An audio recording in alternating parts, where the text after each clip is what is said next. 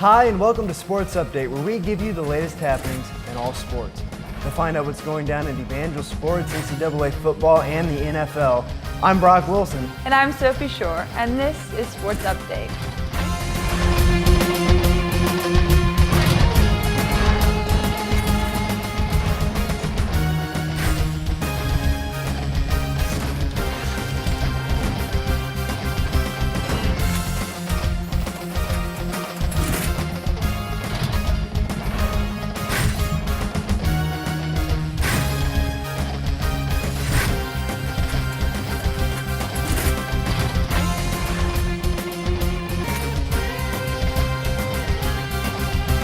You know, last year the volleyball team really upped their standards with that 24-0 start. And of course, it seemed like a bit of a letdown when they didn't have as good a start this year. But hey, the hot streak is starting to catch on.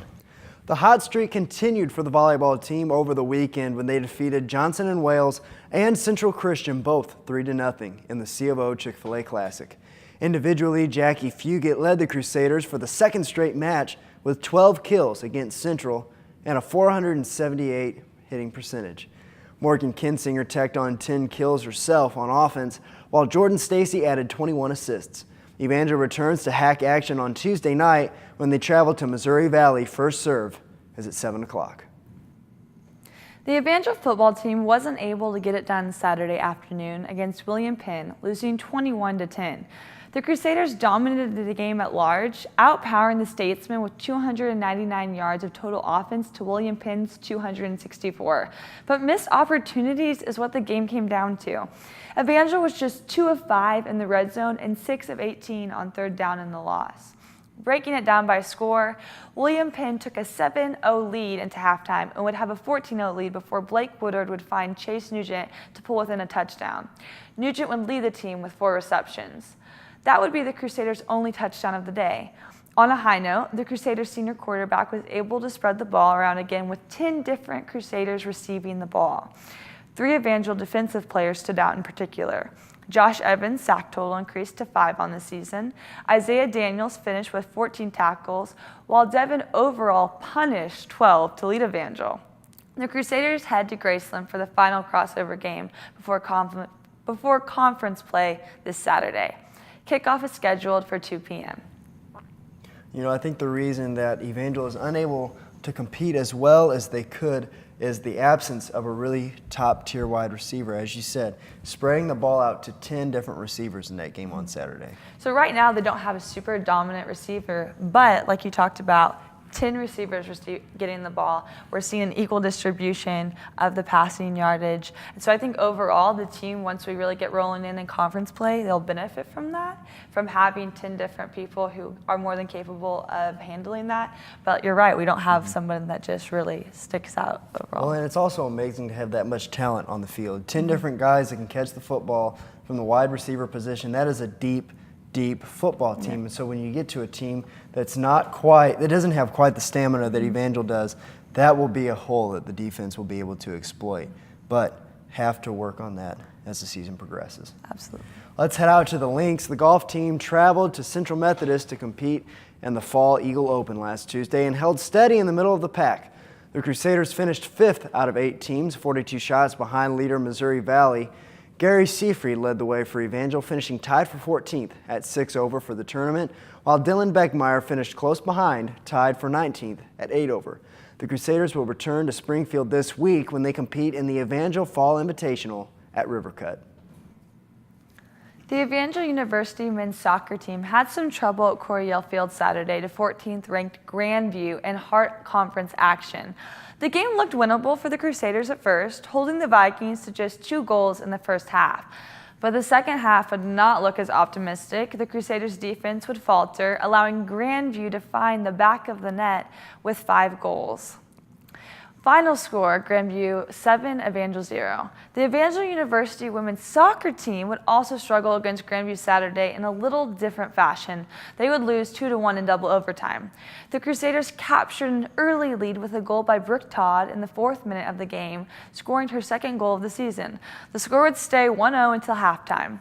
Grandview would tie the game in the 68th minute and go on to win in overtime. Up next, both men and women have a chance to get back on track this Tuesday against Missouri Valley.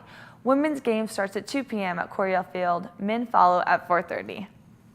Now, how exciting has it been to be able to actually see a sporting complex on the Evangel campus? Yes. That a soccer team, not yet a football team, but that a soccer team and a football team will finally be able to play at. Pretty soon we'll be able to just walk over across the street and we will be at Coryell Field watching soccer, football, everything in a stadium. Right. And it's unfortunate that the magic for the soccer team has not been able to carry as we get into conference play.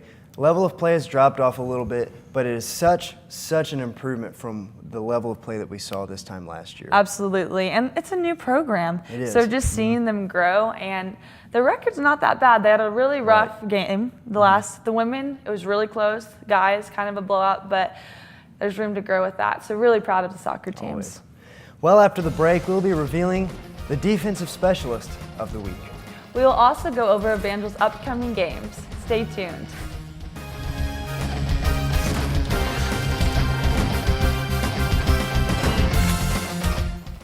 Catch all the HD broadcasts of Evangel Sports on EUTV through livestream.com.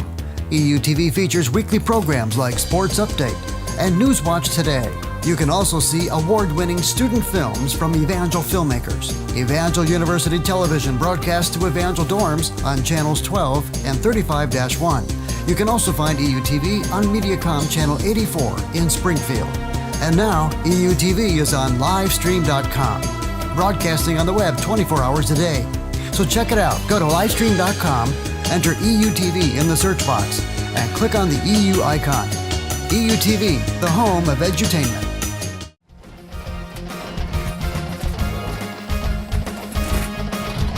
Well, we teased a little earlier in the show how hot a streak the volleyball team is on, so it's no surprise that our player of the week, a defensive specialist for the volleyball team, comes, as I said, from the volleyball team. A little redundant there, but Victoria, tell us about her. Exactly. The volleyball team's defensive specialist, Allie Denton, has been selected for this week's Player of the Week. She was also selected as a Conference Defensive Player of the Week for the conference. At the C of O tourney last Friday and Saturday, she had a great performance. Allie had 25 digs in the game against Johnson and Wells, and she is only 4 digs away from surpassing her season high of 467 digs. Allie is a senior from Rogersville, Missouri, and will be majoring in biology. Great job, Allie, on the great start to a season. And well, Brock and Sophie, I can't wait to see what else she can bring as we move on to the remainder of the season. Right, and with the team on such a hot streak, it'd be exciting to see how she's able to carry the team defensively with as many digs as she's racking up. I've always been very impressed with liberos because they run around a lot. They do. And so very impressive. Congratulations to her on being selected as Athlete of the Week. It's pretty awesome. That's also a lot of wear and tear on the body, having to get on the ground that much. As always, Victoria, tell us about our Evangel upcoming games. Well, this week will be calm with not as many chances to catch an Evangel event as all the teams will be traveling. First, we have the volleyball team away at William Penn on Friday. The first serve is scheduled for 7 p.m. And I don't know if you guys remember this, but when EU played William Penn last year, they had won, and it helped them continue their winning streak to 24-0 for the season and 7-0 in the conference play. Then the next game sadly broke their winning streak with their first loss to Vita Bow. Then on Saturday, they will travel to Culver Stockton, and the game starts at 2. We will then have a football team and the women's soccer team, away at Graceville University on Saturday. Kickoff for the football game is at 2, and Graceland has a 0-2 home record. Let's hope that we can get a 0-3 with Crusader win. Women's soccer begins at 6 at Graceland. Next week, will travel to Kansas City to play Avila at 1. And the men's soccer team kickoff is at 8 at Graceland on Saturday, and they will also be playing at Avila next Tuesday at 3. So what do you guys think? It's going to be a little bit quiet in the Crusader athletics this week, right? You know, I'm ready for some home games. Right, especially since we have, as we talked about earlier, the new field is opening up, but also just to get the games back in Springfield, be able to watch everyone. Personally, I've yet to get out to a football game this year. Yes, so I'm really looking forward to some home games. Yeah. After the break, we'll be remembering some who gave much to the world of sports. Stay tuned for our memorial.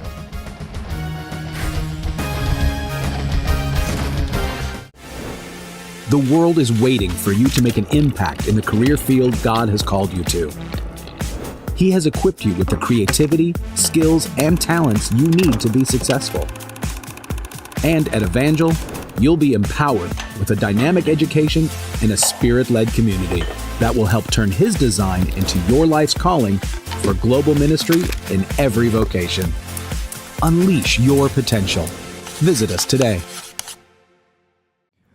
Sunday was a somber day in the sports world as it brought some sad news as two of its biggest stars in the sports world have died.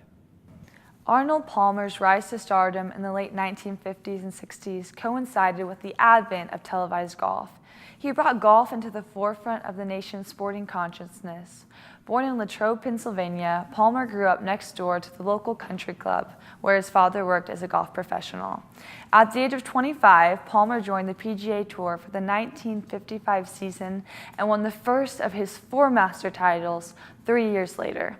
He won 29 tournaments between 1960 and 1963, racking up 4 majors in that span, including a miraculous comeback from 7 strokes down in the final round of the 1960 U.S. Open. That performance paved the way for him being named Sports Illustrated Sportsman of the Year. Palmer was later named the Athlete of the Decade by the Associated Press. He will be greatly missed by his fans and those who knew him best. The entire baseball community was shocked by the death of 24-year-old starting pitcher for the Miami Marlins, Jose Fernandez, last Sunday morning in a boating accident with 3 of his friends.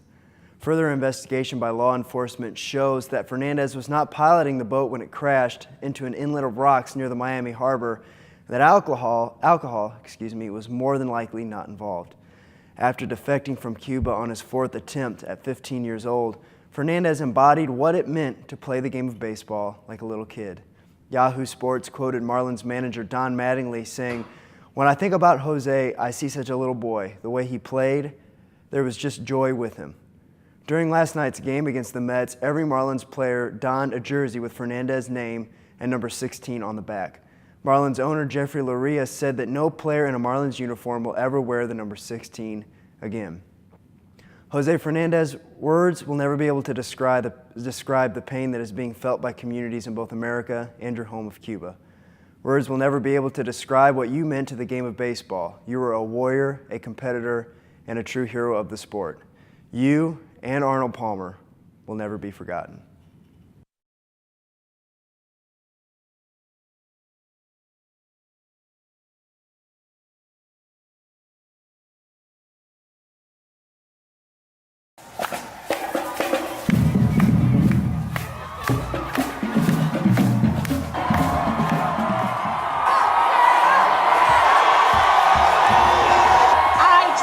Campus where students encounter a living Christ.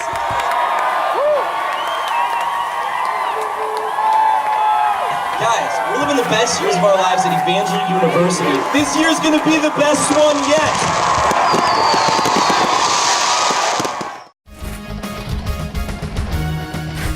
Let's get to some college football. A battle in the South as LSU took on Auburn. A couple teams that haven't quite lived up to expectations that they were set before the beginning of the season. Especially as of recent. So tell us a little bit about LSU, Brock. Right, LSU entered the season as the 5th-ranked team in the country, but after a Week 1 loss and a pair of close victories to unranked opponents, the Tigers would have a tough Week 4 matchup against up-and-coming Auburn. As you see, they could not convert on that 3rd down. Auburn kicks a field goal, goes up by 2, 15-13 against LSU. They had the ball again down in the red zone, but again failed to convert. They're going to kick another field goal, this time from 29 yards out. Auburn goes up 18-13. LSU's going to have one more crack at cutting down that deficit. Now, as you see, time begins to expire. Quarterback Danny Etling rolls out and hits DJ Clark in the back corner of the end zone. Now, it looks like everyone on the LSU squad celebrates, and it looks like that's a victory for the Tigers, but hold on a minute. They're going to have to go back and look at that. As you see, the ball gets snapped. There is no time left on that clock. The referees are going to go back and review that, and they're going to call the play no good. Auburn celebrates the 18-13 victory. Now it's time to take a trip down south to look at number 19 Florida and 14 Tennessee's matchup. Tennessee would break their 11-game losing streak in fashion. It didn't start out looking too good for the Volunteers. Florida's Austin Appleby pass complete to Jordan Cronkright for a 15-yard touchdown run. Midway through the third, Tennessee still down, but they would come back. Touchdown pass wide open in the corner. Joshua Dobbs complete to Jalen Hurd for 23 yards. This would be the start of a Volunteer comeback. And just to make the comeback all the sweeter, Joshua Dobbs would take it into his own hands. Tennessee would win 28-38. That's an amazing comeback right there. You know, the Twitter world, the fans of Tennessee were calling for Tennessee's head coach to be fired at halftime. And I guess he really showed them with that comeback. It looked in the second like half. it was over. I mean, Yeah. 21-3, and then you had that pass in the corner, and it just started a comeback like no other. And so I think I'd be pretty upset if I was Tennessee's head coach. Never count out Tennessee when they have a home game in Knoxville. That is an amazing venue to have to come into as an away team and win a football game. Never count them out. Let's head out to the West Coast. A little Pac-12 action.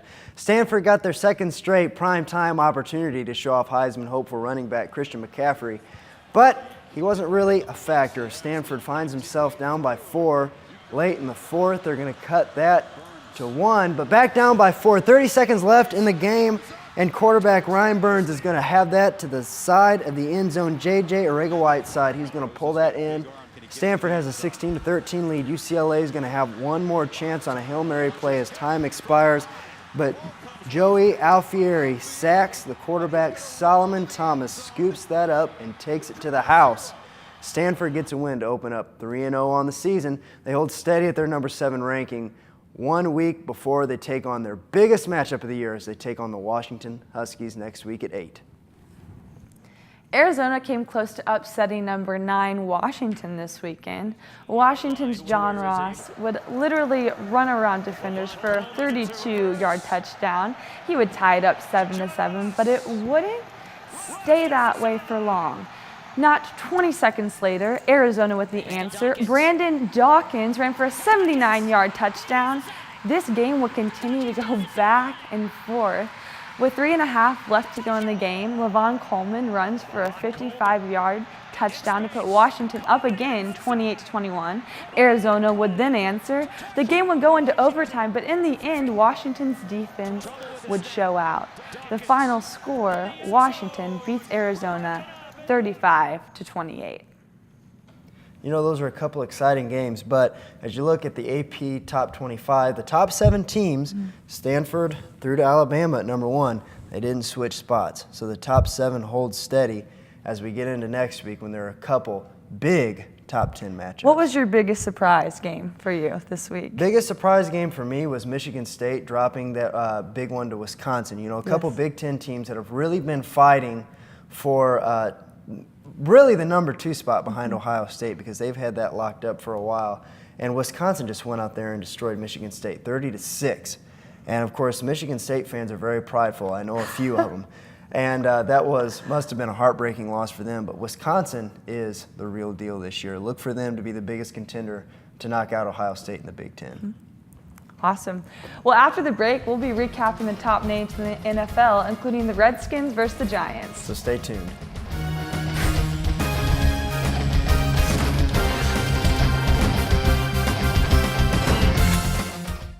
Did you know there's a place online that is home to Evangel University student media? Well, on CrusaderMedia.com, you can listen to KECC Radio live, watch the most recent News Watch Today and Sports Update shows, as well as watch the past student-directed EU films. Read the Lance student newspaper online. Learn more about the Excalibur yearbook. Read profiles on featured students, faculty, and staff. And even stay up to date with campus life by watching the hilarious EU Cribs dorm life videos and much more. Head over to CrusaderMedia.com today and stay up to date with life at Evangel University.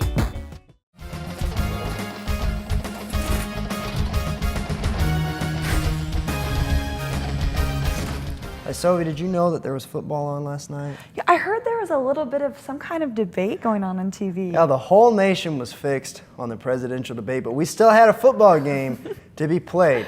A huge presidential debate last night. Most Americans were fixed on that. But the Atlanta Falcons still had to travel to New Orleans to take on the Saints in the Superdome. Now it was a close game at the beginning as we see Tevin Coleman has a 2-yard touchdown run and the shovel pass from Matt Ryan to Justin Hardy. Falcons take a 28-14 lead.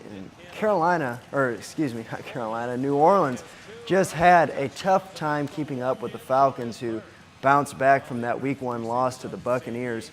Drew Brees, although he had over 375 passing yards, was unable to find the mark a couple times, as we see right there. Deion Jones has a pick six to take it to the house. That's going to wrap it up for the Falcons. They get the win. 45-32, they take on, as I accidentally said before, the Carolina Panthers and reigning MVP Cam Newton next Sunday. For all the Chiefs fans out there, you have to be pretty pleased with Kansas City's virtual shutout. There's really not much to say about this game. The Kansas City Chiefs returned 2 turnovers for touchdowns, intercepted 3 passes in the end zone, and forced 8 turnovers total in the 24-3 victory over the Jets on Sunday. The 8 Jet turnovers almost set a new franchise record, being the most turnovers in a Jets game since 10 in a loss to the New England Patriots all the way back in 1976. I'd say it was a rough game. For the Chiefs, Alex Smith was 25 of 33 for 237 yards, but it was the defense and all those Jets turnovers that deserve the credit for getting the Chiefs back on top after their loss 2 weeks ago. 6 interceptions, you said. That's not a great day. Not a great day. You've seen a lot happening where quarterbacks are making, really small mistakes, and they're losing their jobs. Ryan Fitzpatrick throws 6 interceptions, and I guarantee he's going to make the start next week.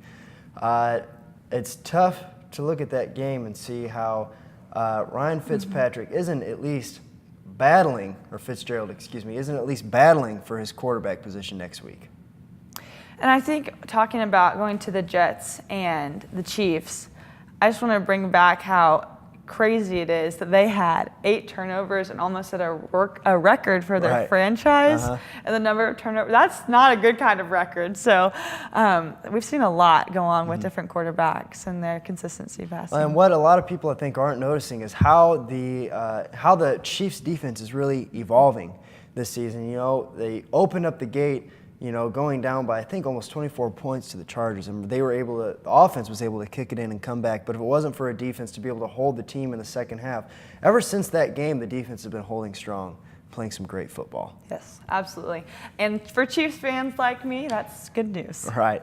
Well, let's head out to the East Coast. Redskins take on the Giants. It's been a while since arguably the best wide receiver and cornerback in the league, Odell Beckham Jr. and Josh Norman, faced off. And this time there was more fireworks as usual, as we see the running back takes it home. New York is going to take a 21-9 lead over the Redskins, but the Redskins were, of course, going to fight back. Kirk Cousins goes deep into the end zone. That's a touchdown.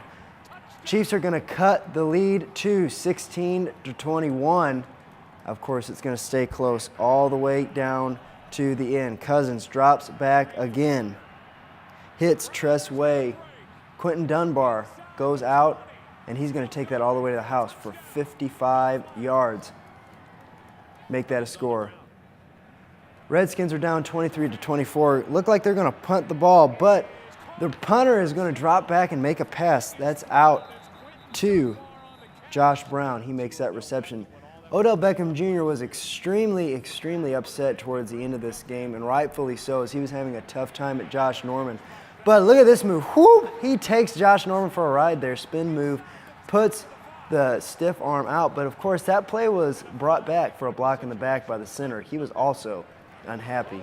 A field goal here by Josh Brown is going to put the Giants back up, and hopefully for good, but for Redskins fans, it was joy as Justin Hopkins hit his 6th field goal of the game. Always a good night for a kicker if you can nail 6 field goals. Eli Manning's going to have one more chance here, down by 2. Drops back over the middle, but Sua Cravens is going to pick that off to secure the victory 29-27.